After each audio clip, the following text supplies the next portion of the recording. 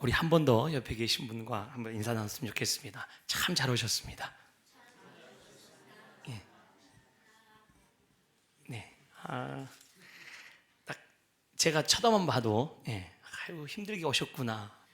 집에서 주무시다 오셨구나. 알 것 같은데, 하나님 딱 보시면서 더 잘 아시겠죠? 그래서 아마, 아유, 애썼다. 아이고, 오늘하고 수고했다. 아마 하나님 다 아시고, 우리 각자를 위로하시고 격려하시리라 믿습니다. 하나님께서 내게 그런 은혜를 주신다라고 생각하시면서 우리 본인 스스로 한번 이렇게 톡톡 하시면서 아이고 잘 왔다 한번 스스로를 격려해 주시면 좋겠습니다. 하나님께서 각자 형편에 맞게 우리를 위로하시고, 우리 목사님이 제일 크게 하시는 이렇게 하나님께서 우리 스스로를 위로하시고 함께 하시리라 믿습니다. 소크라테스라는 그 유명한 철학자가 있지 않습니까? 무슨 말을 했죠? 그죠. 너 자신을 알라. 너 자신을 알라. 얼마나 유명한 말이었으면 가수 나훈아 씨가 테스 형을 부르더라고요. 그래서 테스 형을 불러가지고 나훈아 씨가 얼마나 이게 소크라테스가 유명하면 너 자신을 알라는 이 구절을 가지고 너 가사말을 붙여가지고 너 자신을 알라. 이 질문을 가지고 제 스스로를 자문자답을 한번 해보니까요. 나 자신을 알 것 같은데 정말 나를 모르고 있구나라는 생각이 들었습니다. 내가 어떤 사람이지 라고 스스로를 아는 것 같았는데요, 스스로서 계속 자문하다 보니까 제 스스로가 저를 잘 모르겠더라고요. 어떠세요? 한번 돌이켜보시면 그래, 내가 한 50년, 60년, 70년 살았는데 저는 저를 자신을 너무 잘 압니다 라고 얘기를 하실 수 있으시겠습니까? 아유, 아직도 잘 모르겠습니다 라고 대답을 하시겠습니까? 아마 차권사님이 제일 나이가 많으셔서 제일 잘 아실까 싶은데 묻고만 계셔가지고 제가 여쭤보지 못하고, 시간이 갈수록 나 자신을 더 잘 알 수 있을까? 아니면 더 모를까? 그런 의문점을 가지고 오늘 좀 본문을 함께 살펴보려고 합니다. 우리가 잘 아는, 어쩌면 여러 번 들어보았던 니고데모가 예수를 만난 장면인데요, 오늘 이 장면을 통하여서 나 자신이 어떤 존재인지, 그리고 거듭남이 무엇인지 함께 생각을 해보려고 합니다. 방금 목사님 얘기하신 것처럼 이제 요한복음 우리가 큐티 말씀을 계속 이어서 가고 있잖아요. 그래서 오늘 이 딱 예수님을 만난 니고데모의 사건만을 딱 떼어서 얘기하는 게 아니고요, 요한복음 전체에서 말하고자 하는 이 흐름 속에서 오늘 본문이, 오늘 이 사건이 어떻게 연결되어 가고 있는지를 우리는 생각을 하면서 오늘 본문을 살펴보아야 됩니다. 요한복음에서 얘기하시는 그 예수님이 어떤 분이신지 그 의미들을 이제 가지고 오늘 함께 살펴보려고 하는데요, 오늘 우리가 읽었던 3장 1절을 우리 다시 한번 같이 읽겠습니다. 함께 읽겠습니다. 시작. 그런데 바리새인 중에 니고데모라 하는 사람이 있으니 유대인의 지도자라. 니고데모라는 사람이 누군지 지금 설명을 하면서 3장 1절을 시작하고 있습니다. 제가 방금 언급했듯이 요한복음의 흐름에 맞추어서 오늘 본문을 이해하기 위해서, 그러면 어떤 상황 속에서 지금 요한복음을 기록한 저자가 이 니고데모를 등장시키고 있는지 그 흐름을 살펴보려고 하기 때문에 요한복음 2장 23절 바로 앞에 부분으로 가려고 합니다. 요한복음 2장 23절 25절을 함께 보시면 한 번 더 같이 한번 읽어볼까요? 본문 화면을 보시면서 같이 한번 읽겠습니다. 시작. 예수께서 예루살렘에 계시니 많은 사람이 그의 행하시는 표적을 보고 그의 이름을 믿었으나 예수는 그의 몸을 그들에게 의탁하지 아니하셨으니 이는 친히 모든 사람을 아심이요 또 사람에 대하여 누구의 증언도 받으실 필요가 없었으니 이는 그가 친히 사람의 속에 있는 것을 아셨음이니라. 아멘. 예수님께서 요한복음 2장에 우리가 다 보셨겠지만 갈릴리 가나 지역에서 물이 포도주가 되게 하는 기적을 베푸셨습니다. 그리고 예루살렘으로 가셔서 예루살렘에서 성전에서 장사하는 사람들 다 쫓아내시고 예수님께서 내 집은 기도하는 집이라고 알리시면서 이제 성전을 정결케 하셨습니다. 그러면서 이 예루살렘에서 예수님이 표적들을 행하시니까 유대인들이 야, 놀랍다 라고 얘기하면서 표적을 믿었다라는 것입니다. 23절에 보시면 23절에 6월절에 예수께서 예루살렘에 계시니 많은 사람이 그 행하시는 표적을 보고 그의 이름을 믿었으나, 예수님의 이름을 믿었습니다. 그런데 24절에 예수는 그의 몸을 그들에게 의탁하지 아니하셨다는 거예요. 그러면 그래, 너희들은 믿는다고 하는데 진짜 믿는 게 아니어서 나는 너희에게 내 몸을 의탁하지 않겠다라고 예수님께서 말씀하고 계시는 장면이 아니겠습니까? 자, 그러면 지금 본인들은 나는 이제 예수님의 행하시는 표적을 보면서 예수님의 이름을 믿었다라고 얘기하는데, 예수님은 그들이 믿는다고 하는 말을 고지 듣지 않은 겁니다. 그래서 25절에 누구의 증언도 받으실 필요가 없으니 친히 사람의 속에 있는 것을 아셨음이니라. 그래, 니들이 아무리 나를 믿는다고 얘기해도 니들 속에 있는 거 나 다 알고 있다. 그래서 예수님께서 친히 예수님을 그들에게 의탁하지 않은 그런 상황 속에서, 그런데 바리새인 중에 니고데모가 등장을 하고 있습니다. 그러면 이 유대인들만 예수님을 믿었다고 하지만 안 믿은 게 아니라 22절에 보시면 제자들조차도 예수님이 내가 성전을 3일 동안 짓겠다라고 얘기한 그것이 자신의 육체에 관한 것인 것을 부활하신 후에야 제자들도 깨닫고 믿었다라고 22절에 요한복음 2장 22절에 예수께서 하신 말씀을 믿었다라고 기록합니다.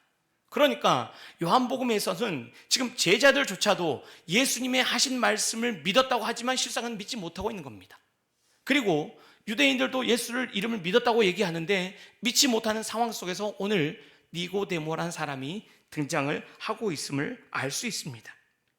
그러면 이런 상황 속에서 오늘 3장 1절에 다시 한번 보시면, 그런데 바리새인 중에 니고데모라 하는 사람이 있으니 유대인의 지도자라. 지금 이 요한복음을 기록한 이 저자가 니고데모라는 사람을 1절에 자세히 언급을 하고 있습니다. 이런 가운데 유대인 바리새인이라는, 우리가 바리새인 하면 바리새인 중에 바리새인 사도 바울 아닙니까? 당시 바리새인은 유대인 사람 중에서 말씀을 순종하는 경건한 무리여서 유대인들에게 존경을 받는 그룹이었습니다. 예수님은 너희들은 회칠한 무덤이다, 겉은 경건하지만 네 속은 다 썩었어 라고 해서 바리새인들을 책망했지만, 유대인들은 바리새인들을 존경하고 저 사람들은 말씀대로 살려고 하는 애쓴 사람들이라고 사람들은 높여주었던 그룹이 바리새인입니다. 그러니까 바리새인 중에 니고데모라는 사람이 있으니 유대인의 지도자라. 유대인의 지도자란 이 의미가 당시 우리나라식으로 의미하면 국회의원처럼 사내들인 공회의 71명이 모여서 그 유대인의 모든 정치, 경제, 문화를 얘기하는 그 공회의 일원으로서 지도자였다고 얘기하는 겁니다. 그러니까 이 니고데모라는 사람은 외적으로도 그렇고요, 괜찮다는 이 인식을 성경이 우리에게 심어주고 있는 겁니다. 그러니까 꽤 괜찮고 멋진 니고데모가 이제 예수님의 표적을 보고 야, 예수님 정말 대단한 걸?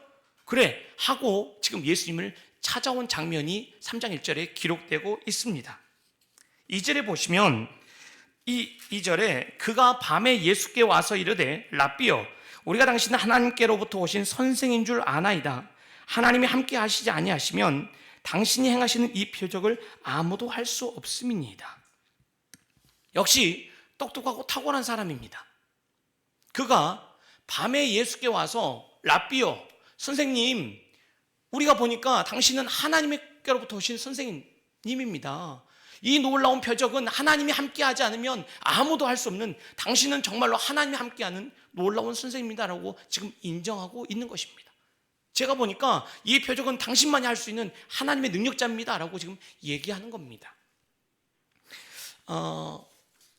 제가 언급드렸듯이 지금 요한복음을 기록한 저자는 1절에서 니고데모가 얼마나 대단한 사람인지를 언급을 하면서 지금 시작을 하고 있다라고 말씀을 드렸습니다.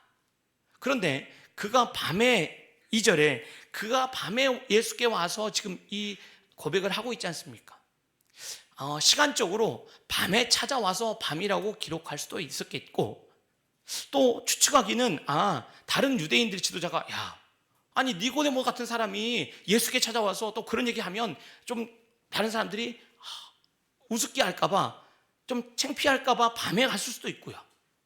그런데 제가 생각하기로는 이 요한복음을 기록한 저자가 의도적으로 지금 밤에 니고데모가 왔다라고 저는 생각을 합니다. 왜 그런 거 하니? 요한복음 13장으로 가보시면 요한복음 13장 30절에 가룟 유다 사건을 언급하면서 가룟 유다가 지금 예수님께 팔 것이라는 그 예언을 듣고 떡 조각을 받고 지금 나가는 장면입니다. 그런데 성경이 요한복음에서 굳이 유다가 그 조각을 받고 곧 나가니 밤이러라. 의도적으로 요한은 밤이라는 그 시각이 어두움을 언급하고 있다는 것입니다. 요한복음 1장 5절에 빛이 어둠에 비치되 어둠이 깨닫지 못하더라. 그러니까 빛으로 오신 예수님과 깨닫지 못한 어두움이 항상 공존하고 있음을 요한복음은 우리에게 알려주고 있습니다. 그래서 당시 탁월한 지도자요, 탁월한 바리새인이었던 니고데모가 예수님을 찾아왔지만 그가 밤에 왔다는 것은 예수를 제대로 알았다는 것이 아니라 그는 여전히 모르고 있다는 것을 언급하고자 밤에 찾아왔다라고 저는 생각을 합니다.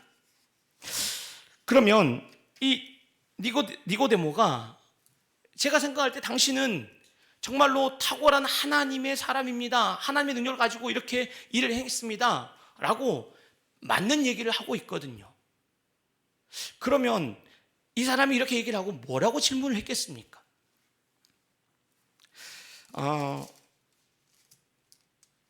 한번 이렇게 제가 질문을 드려보겠습니다.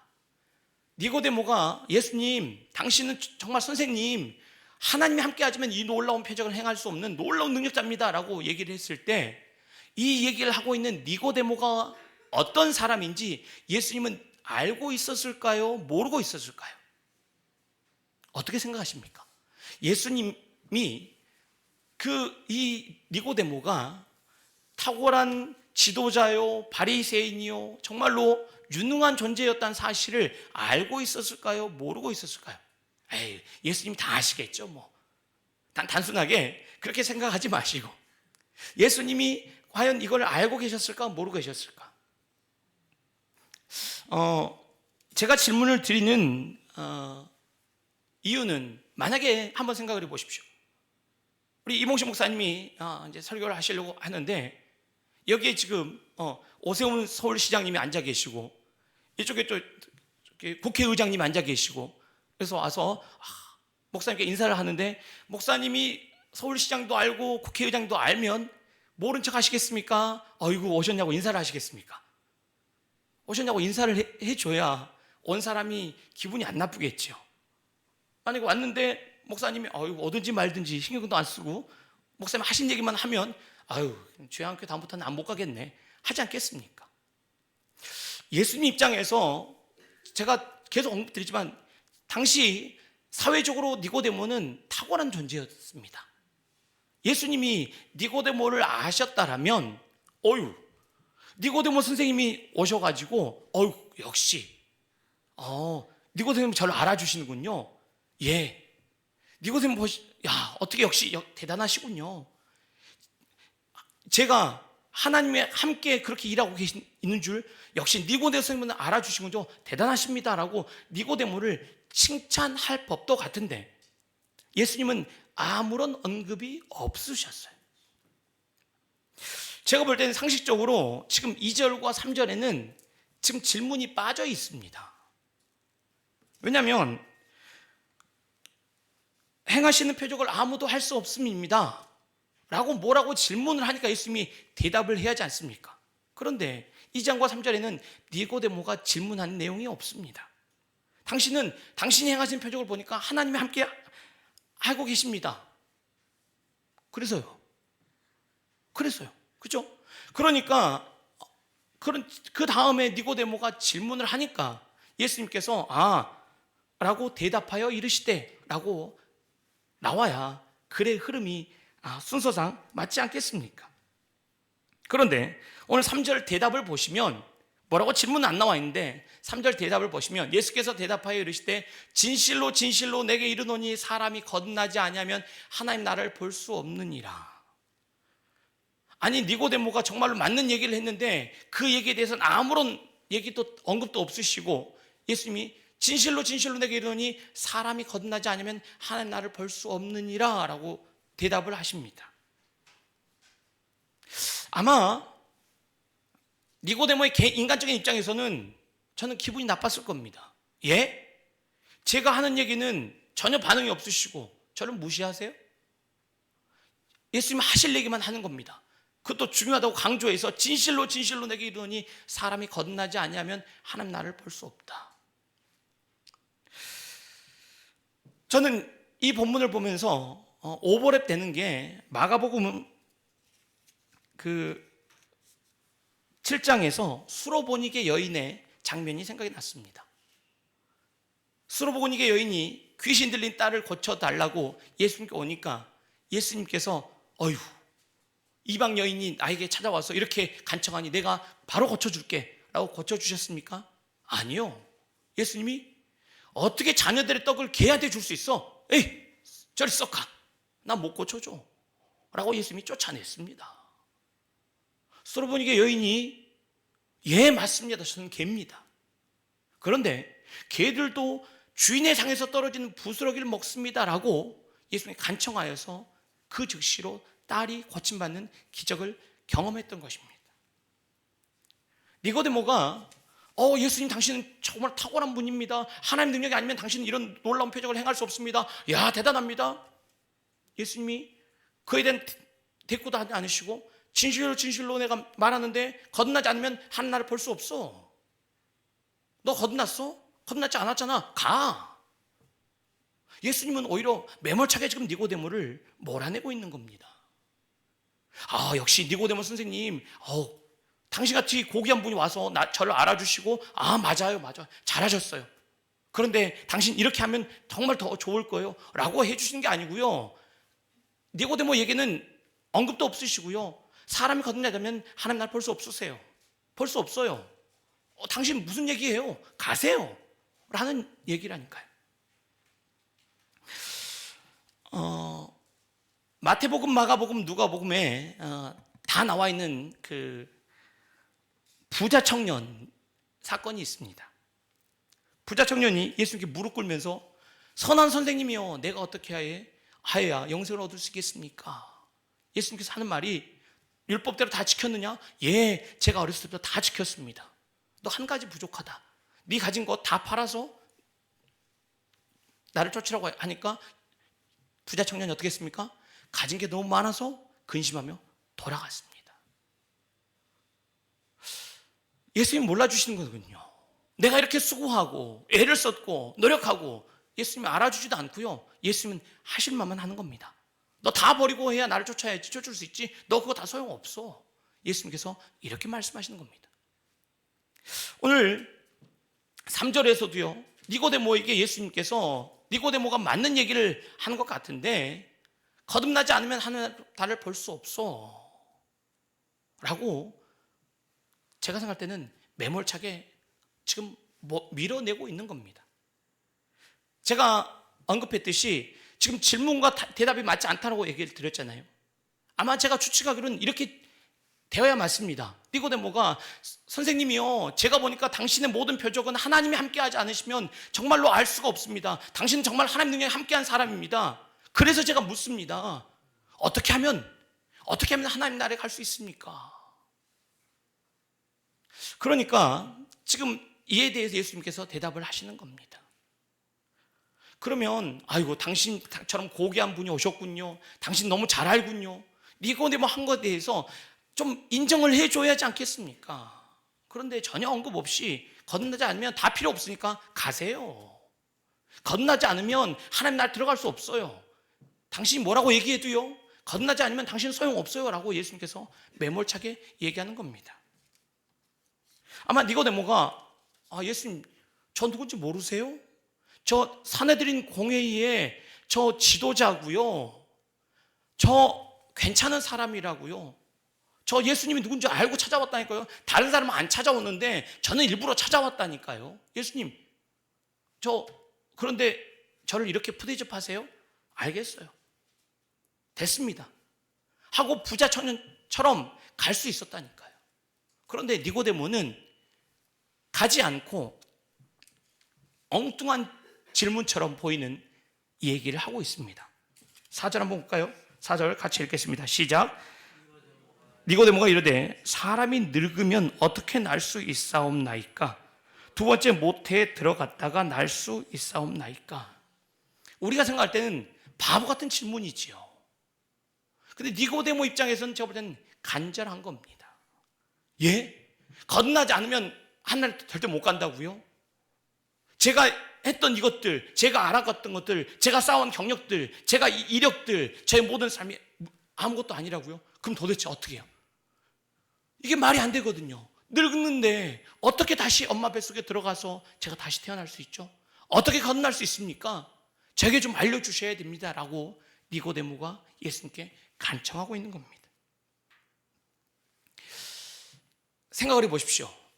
여러분 누군가에게 뭔가를 질문하려고 할 때요, 아유 내가 어떻게 그 질문에 자존심 상하게, 아유 그런 질문 유치하게 내가 어떻게 해, 아유, 체면치레 하다 보니까 우리는 몰라도 아는 것처럼, 그죠? 외국에 나가서 영어 하면 못 알아들어도 오케이, yes 알아먹겠다고 지금 우리 그렇게 넘어가지 않습니까? 그거 창피하게 어떻게 내가 이 나이 먹고 물어봐. 아유 내가 교회 다닌 게 얼만데 그거 내가 스스로가 우리 스스로를 아는 것처럼 포장하고 그렇게 머물러 있었을 텐데 니고데모는 어쩌면 가장 유치한 질문을 지금 하고 있는 겁니다. 도대체 어떻게 들어갈 수가 있죠? 두 번 다시 태어날 수, 이게 말이 되는 얘기입니까?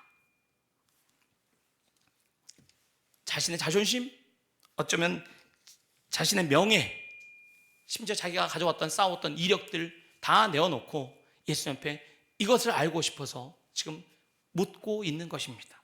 그러니까 예수님께서 대답하십니다. 5절에 진실로 진실로 내게 이르노니 사람이 물과 성령으로 나지 아니하면 하나님의 나라에 들어갈 수 없느니라. 육으로 난 것은 육이요 영으로 난 것은 영이니.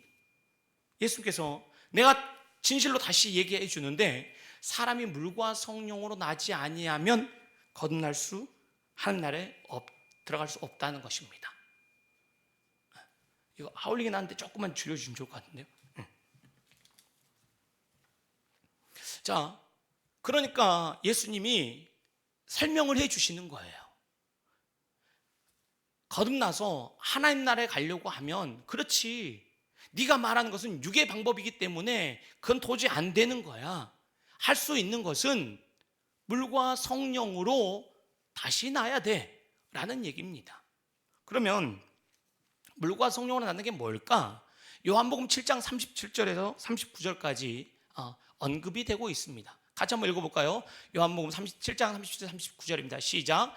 명절 끝날 곧 큰 날에 예수께서 서서 외쳐 이르시되 누구든지 목마르거든 내게로 와서 마시라. 나를 믿는 자는 성경의 이름과 같이 그 배에서 생수의 강이 흘러나오리라 하시니 이는 그를 믿는 자들이 받을 성령을 가리켜 말씀하신 것이라. 예수께서 아직 영광을 받지 아니하셨으므로 성령이 아직 그들에게 계시지 아니하시더라. 그러니까 성령으로 거듭난다는 의미는 그들이 믿는 자들에게 성령이 부어져야 된다는 의미입니다. 하나님께서 성령을 부어주셔야 그들이 성령을 받을 수 있음을 얘기합니다. 이제 여기서 물과 성령으로 아니하고는 하나님 나라에 갈 수 없다 라고 얘기하니까 물은 뭐고 성령은 뭐고 라고 우리는 해석하고 싶은데요, 많은 학자들이 히브리어의 어떤 그 언어적인 문법 속에서 여기 물과 성령이라는 어떤 그 카이라는 그 접속사가 둘 의미도 얘기하지만 강조의 의미를 둬서 결국 물, 곧 성령을 의미한다라고 해석을 합니다. 그러면 여기서 말하는 물과 성령을 동일한 의미로 우리가 생각을 해보면 베드로전서 3장 21절에 보시면 이 물의 의미를 베드로 사도가 해석을 하고 있습니다. 3장 21절에 가보시면 함께 읽어보겠습니다. 물은 예수 그리스도께서 부활하심으로 말미암아 이제 너희를 구원하는 편이 곧 세례라. 이는 육체의 더러운 것을 제하여 버림이 아니요 하나님을 향한 선한 양심의 간군이라. 그러니까 이 물이라는 것은, 성령이라는 것은 예수 그리스도께서 부활하심으로 말미암아 우리를 구원하는 표라는 것입니다. 그러니까 성령과 물과 성령으로 거듭나는 것, 그걸로만 하나님 나라에 갈 수 있다는 것은 우리의 힘으로 할 수 있는 것이 아니라 오직 그리스도의 부활로 인하여서 우리를 구원하신 표라고 성경이 오늘 얘기하고 있다는 것입니다. 그 얘기를 계속 자세하게 지금 얘기하고 있습니다. 그래서 육으로 난 것은 육이요 영으로 난 것은 영이니 7절에 내가 내게 거듭나가겠다 하는 말을 놀랍게 여기지 말라. 바람이 임의로 불어도 모르는 것처럼 성령이 성령으로 난 사람을 알 수 없다라고 얘기하면서 9절에 여전히 니고데모가 어떻게 그러한 일이 있을 수 있습니까? 라고 오늘 이제 우리가 읽은 본문은 마무리가 되고 있습니다. 자, 그러면 지금 니고데모와 지금 예수님의 대화 속에서 제가 서두에 언급드렸듯이 내가 누구냐를 한번 생각을 해보는 겁니다. 니고데모는 탁월하고 능력자였고 지도자였고 괜찮은 사람입니다. 그래서 자기의 생각 속에서 예수가 누군지를 알고 예수에게 더 알려고 찾아왔던 사람입니다. 그런데 예수는 어느 것 하나 인정해 주지 않습니다. 그런 건 다 육이다. 다 육이니까 그런 소용없고 영으로 난 자는 영으로 돼야 되는데 물과 성령으로 거듭난 것은 오직 예수 그리스도의 부활의 은혜로 구원받는 사람만이 하나님 나라에 갈 수 있다라고 얘기하고 계시는 겁니다. 그러면 내가 누구냐를 얘기할 때 우리는 내가 지나온 과거, 내가 쌓은 커리어, 상황으로 인한 내 존재를 우리는 인식하고 싶어 합니다. 성경은 그건 우리가 아니라고 얘기하는 겁니다.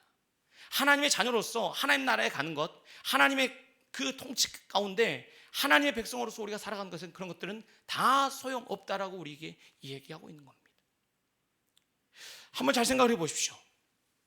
교회 와서 왜 우리가 시험이 듭니까? 나라는 존재를 왜 몰라주지? 내가 이렇게 쓰고 있는데 왜 알아주지 않을까? 심지어 내가 이렇게 애를 썼는데도 하나님도 알아주지 않는데 라고 우리가 시험에 드는 일들이 종종 있지 않습니까? 내가 누구냐를 우리가 제대로 인식하지 않을 때 우리는 나로 인하여서 우리는 넘어질 수밖에 없습니다. 예수님께서 이를 물으실 겁니다. 그렇게 대단해? 그래? 그럼 알았어. 오지 않아도 좋아. 니고데모에게 예수님은 지금 알려주고 싶은 게 아니라 지금 자신의 그 모든 걸 가져온 니고데모에게 그건 다 육이니까 필요 없다라고 얘기하는 겁니다. 하나님 앞에서 우리가 어떤 존재인가를 우리가 인식할 때 나를 하나님 앞에 온전히 내어놓는, 내가 아무것도 아닌 존재라는 것을 인식하는 게 필요합니다. 그렇지 않을 때 우리는 하나님을 안다고 생각하는 우리의 삶의 모습 속에서 하나님을 알지 못하는 우리의 삶을 경험하게 될 것입니다. 오늘 니고데모를 통하여서 예수께서 얘기하신 말씀은 오직 은혜로 구원받는 그 삶, 오직 하나님의 영으로만 너희가 구원받고 하나님의 나라에 갈 수 있다는 것을 우리에게 보여주고 있습니다. 그러면 우리는 아무것도 아니고 하나님이 해주셔야만 하는 존재여서 우리는 가만히 있어야만 됩니까? 라고 아마 되물으실 겁니다. 그래서 누가복음 11장 13절에서 우리에게 이렇게 답을 주고 있습니다. 너희가 악할지라도 좋은 것을 자식에게 줄 줄 알거든 하물며 너희 하늘 아버지께서 구한 자에게 성령을 주시지 않겠느냐 하시니라. 성령으로 인하여서 우리가 하나님 나라에 갈 수 있다는 그 성령은 어떻게 받을 수 있다고요? 구하는 자에게 하나님께서 성령을 주신다라고 약속하는 겁니다. 그러면 한번 말씀을 정리하겠습니다. 우리가 열심히 구해서 하나님께서 우리에게 주셔서 그 일을 우리를 통하여 하나님이 하시는 것이 아닙니다.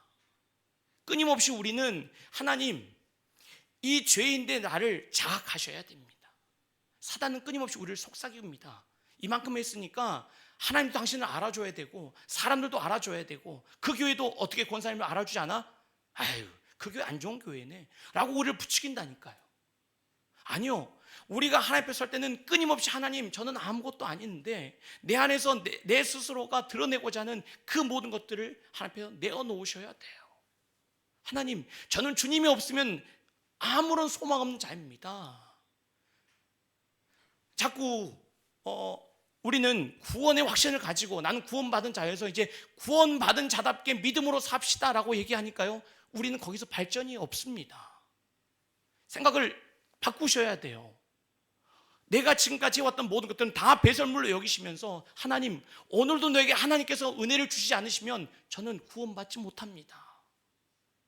이 밤에 하나님께서 저에게 은혜를 베풀어 주셔야 됩니다. 성령으로 제가 하나님의 자녀임을 깨닫게 해주시고 하나님 능히 감당할 수 있는 은혜를 주셔야 된다라고 고백하셔야 됩니다. 그리고 간구하시면서 성령이 우리 안에서 우리를 새롭게 하신 능력을 경험하셔야 됩니다. 말씀을 맺고자 합니다. 칼빈이, 우리가 종교개혁을 해서 우리는 칼빈의 후예라고 하죠. 장로교. 칼빈이 주석에서 이렇게 쓰고 있습니다. 다시 태어남을 통해 그가 의미하는 것은 단지 어떤 한 부분을 고치는 것이 아니라 본성 전체가 새롭게 되는 것이다. 그러므로 지금 우리들 속에 있는 것들 중에 결점이 없는 부분은 하나도 없다는 것이다. 우리는 죄인이어서요, 아무것도 우리는 제대로 할 수 있는 것이 없다는 사실을 인식하셔야 됩니다. 그리고 하나님께 구하셔야 됩니다. 하나님, 이 순간 제가 해야 될 게 무엇인지 알려주시고 하나님 능력 가운데 하나님이 하신 것들을 제가 행케하여 주옵소서. 하나님이 저를 붙들어 주지 않으시면 제 욕심과 제 경험과 제 지금까지 생각으로 저는 또 죄악을 지을 수밖에 없습니다라고 고백하셔야 됩니다. 하나님의 자녀니까 이제 난 자녀답게 열심히 살아야지, 우리는 늘 넘어질 것입니다. 왜요? 우리가 원래 그런 존재이기 때문에 그렇습니다. 잘해보려고 100번 마음 먹으면 100번 넘어질 것입니다. 왜요? 원래 우리는 그렇게 안 되는 존재라니까요. 넌 누굴 닮아서 그렇게 형편없니? 라고 얘기하는 그 말은 내가 형편없다는 존재를 우리는 인식하셔야 됩니다. 하나님 앞에서요, 하나님 정말로 믿음으로 살기 원합니다. 이제 잘해보겠습니다. 그럼 잘할 것 같습니까? 아니요. 아마 기도하고 나가는 순간 또 좌절할 겁니다. 낙담하지 마십시오. 왜요? 원래 우리가 그런 존재 그렇습니다. 기도하니까 우리가 새로운 사람이 되어서 마치 엄청난 성인처럼 살 수 있을 거란 기대하지 마십시오. 원래 우린 그런 존재가 아닙니다. 소망은 이런 소망 없는 존재를 성령 하나님께서 우리를 붙잡고 계셔서 끝까지 주님의 거룩한 자로 만들어 가시는 하나님의 신실하심 가운데 소망이 있는 것입니다. 그래서 우리는 어떻게 해야 됩니까? 매 순간 하나님을 의지하면서 간구하셔야 됩니다. 하나님, 제가 할 수 있는 것은 거짓말이요, 제가 할 수 있는 것은 죄밖에 없습니다. 하나님, 한 걸음 한 걸음 걸을 때마다 저는 죄밖에 지을 것 없는데 하나님 저를 불쌍히 여겨주셔야 됩니다. 그래서 쉬지 말고 기도하라가 나오는 겁니다. 기도를 쉬는 그 순간 우리는 죄밖에 지을 그러한 무기력한 존재이기 때문에 그렇습니다. 오늘 이 밤에 하나님 앞에 기도의 자리로 다시 나갔으면 좋겠습니다. 하나님 은혜 없이는 저는 한 걸음도 나갈 수 없습니다. 우리가 주님의 사랑으로 누구를 사랑할 수 있습니까? 우리가 무엇을 할 수 있습니까? 아닙니다. 우리는 아무것도 할 수 없는 무가치한 존재입니다. 하나님의 은혜가 우리에게 부어짐으로 오늘도 가장 존귀한 자로 하나님께서 살려주셨기에 살아갈 수 있는 자임을 기억하시면서 하나님 앞에 간절히 간구하시면서 오직 주의 영으로 붙들림 받는 믿음의 삶이 되시길 소망합니다. 하나님 은혜 가운데 하나님, 주님을 찾습니다. 하나님 은혜 아니면 저는 설 수 없습니다. 고백하시면서 주의 은혜 안에서 오늘이 바로 하나님 은혜 가운데 거한 날이 되시고 매일매일 주와 함께 그렇게 새 삶을 살아내는 능력의 삶이 되시기를 소망합니다. 우리